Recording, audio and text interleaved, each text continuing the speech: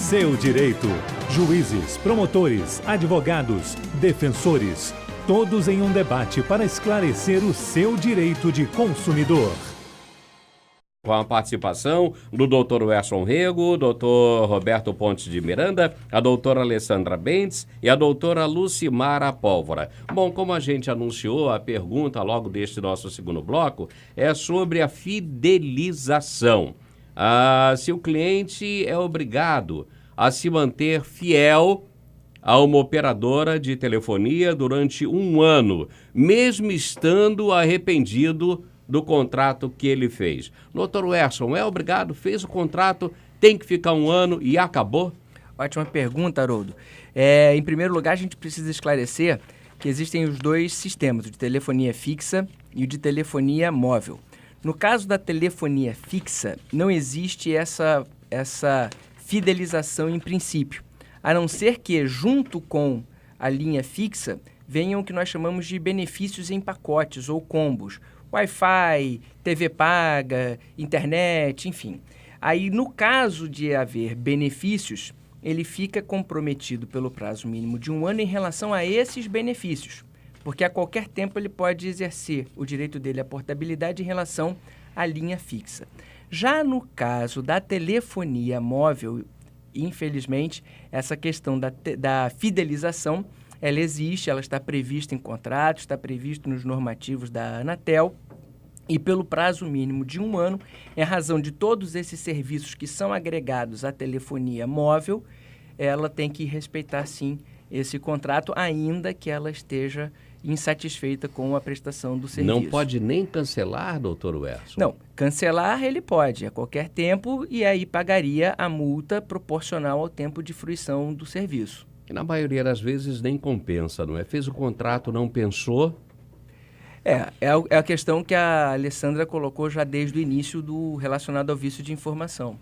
Quanto melhor a informação, quanto mais orientado estiver o consumidor, ele próprio, embora não seja uma obrigação dele, mas um consumidor precavido, atencioso, deve se informar, questionar, buscar saber todos os benefícios que aquele plano pode oferecer antes de decidir por aquele contrato ou não. Enfim, mas depois que ele celebra o contrato, ele tem que se manter fidelizado ou pagar a multa. Porque o que a gente vê hoje é o cidadão fazer o contrato até pelo telefone.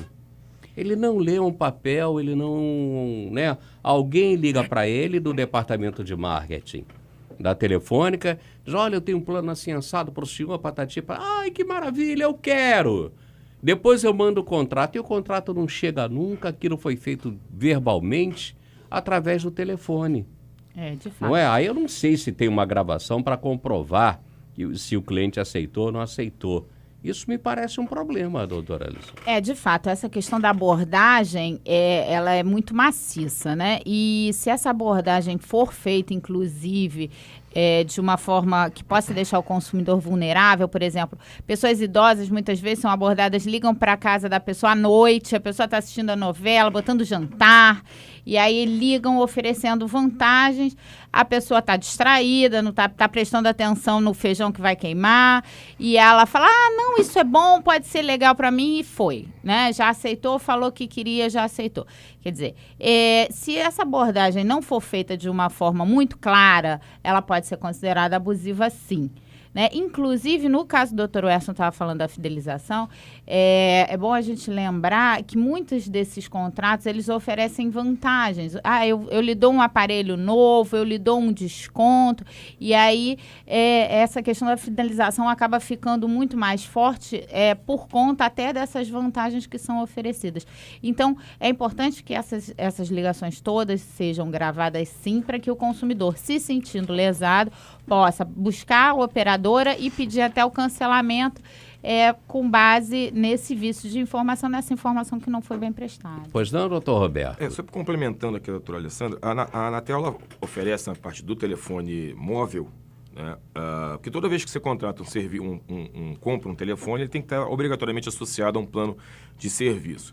E quando você compra esse plano de serviço, a resolução da Anatel, a resolução 477, ela fala que a pessoa tem que ter, a operadora pode oferecer 2 vantagens associadas a esse plano, que a doutora Alessandra falou, que é a oferta de um telefone novo depois de um determinado período, e o outro, como também mencionou, é a redução do preço da fatura, coisa que eu até tive ontem, eu liguei para reclamar da Claro e ela me deu uma redução. Então, quer dizer, ela pode oferecer esses dois. Quando você contrata com essa perspectiva dessa vantagem, realmente você tem que ficar fidelizado pelo prazo máximo de 12 meses. Não há um prazo mínimo, há um prazo máximo de 12 meses previsto pela resolução.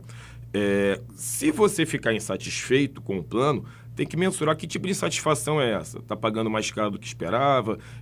Ou então está insatisfeito por quê? Porque o serviço é ruim, não pega em vários lugares. Dependendo do tipo de insatisfação, eu discordando do Dr. Werson, pedindo todas as vênias, mas discordando do Dr. Werson, eu entendo que o consumidor pode sim fazer o cancelamento do serviço, mas desde que seja uma insatisfação provocada por vício. Não por simples insatisfação, não estou gostando de ficar aqui pagando isso. Não. Agora, se você fizer a opção por não ficar atrelado 12 meses a determinada operadora, você pode também escolher por não ter essas vantagens. E aí você não tem essa fidelização, pela própria previsão da Resolução 477 da Anatel. Então, quer dizer, você pode escolher a fidelização ou não. Você não pode escolher não ter plano. E nem a empresa pode obrigar você a mudar de plano logo em seguida, não. Então, quer dizer, a questão só é de uma escolha e você saber associar a sua insatisfação a um vício para poder, então, cancelar o serviço. Doutora Lucimara Pólvora, pois não, acrescente. Pois não, eu queria acompanhar aqui o doutor Roberto, porque a própria resolução da Anatel, ela prevê que a desistência, a multa que pode ser cobrada pela desistência, ela só excetua na situação de haver um defeito com relação à prestação de serviço. Né? Então, nessa hipótese, se houver o descumprimento da obrigação contratual legal por parte da prestadora, ela não poderia cobrar multa e o consumidor, nesse caso, poderia desistir desses benefícios e desse plano.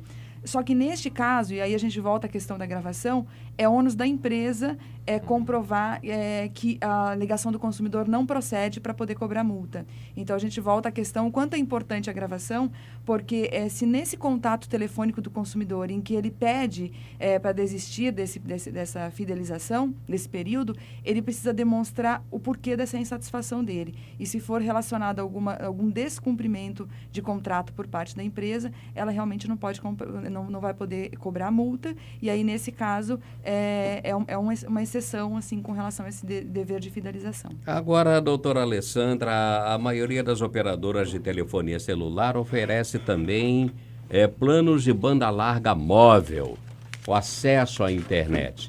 E aí o número de reclamações, a insatisfação, parece que também é muito grande, doutora Alessandra. É grande o número de ações em relação à banda larga? Isso. O principal problema da banda larga que nós identificamos das reclamações dos consumidores é a incapacidade técnica que o consumidor tem de aferir aquela velocidade contratada. Qualquer consumidor, todos nós aqui, contratamos, por exemplo, 10 mega de velocidade, a gente não tem a mínima ideia se esses 10 megas estão sendo oferecidos ou não. O que a gente sabe a internet está lenta. Ou a internet não está funcionando, ou a internet está ótima. Isso é uma percepção que as pessoas têm, inclusive pelo horário de atendimento. Quer dizer, se você entra na internet residencial, por exemplo, às 9 da noite, normalmente ela está muito lenta, porque muitas pessoas chegaram e começaram a utilizar aquela internet. Então, alguma coisa tem errado aí. Mas ao consumidor comum é difícil fazer essa prova. E é por isso que a gente se vale dos instrumentos que o Código de Defesa do Consumidor nos fornece, como a inversão do ônus da prova, por exemplo, para solicitar à operadora de telefonia que prove que ela está fornecendo aquela velocidade que foi contratada. E a partir daí a gente possa realmente ter a capacidade de saber se o nosso plano está sendo cumprido, se o contrato está sendo cumprido da maneira como ele foi ofertado. Olha, eu sou um leigo, confesso também em questão de informática, viu, doutor Werson? E eu me guio pelo seguinte, quando eu ligo o computador e eu acesso a internet, aparece um ícone, um pequeno ícone, assim no cantinho, que diz assim, 2 pontinhos, 3 pontinhos. Não, tá assim, excelente, Excelente, tá né? ótimo, O que é regular. raríssimo. Só se for 3 da manhã, de repente, Não é? Não, né? às vezes aparece lá, excelente. Às vezes aparece assim, bom. Às vezes aparece baixo. Isso não é um serviço da empresa de telefonia? É confiável isso? O excelente significa o quê? Que eu estou com os meus 10 lá que eu contratei? Ou isso aí não tem nada a ver com... Desculpa, eu sou totalmente ignorante também nisso. Não, podem ser 2 problemas. Se você está conectado no sistema Wi-Fi, pode ser a intensidade do seu sinal, que é excelente, média, boa ou baixa. Mas quando você está conectado pela rede com cabo, né, e aparece alguma informação relacionada à velocidade da transmissão, aí sim ela está dentro daquilo que é ofertado ou não. É importante a gente saber o seguinte, a resolução da Anatel prevê que a operadora tem que fornecer durante o dia, numa apuração aleatória, pelo menos, já estamos em 2013, a partir desse mês de novembro de 2013, 30% do sinal prometido no horário de pico.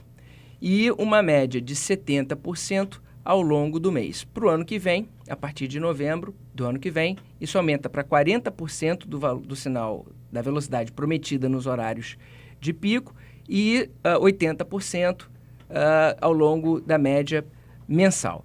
Só que o que acontece? A gente não tem como medir isso. A verdade é essa. A nossa percepção tá lenta, tá engasgando, ou tá boa, tá rápida. Um sitezinho muito fácil que a gente usa para medir essa velocidade, até fica aqui a dica, se chama CIMET, S-I-M-E-T, cimet.nic.br.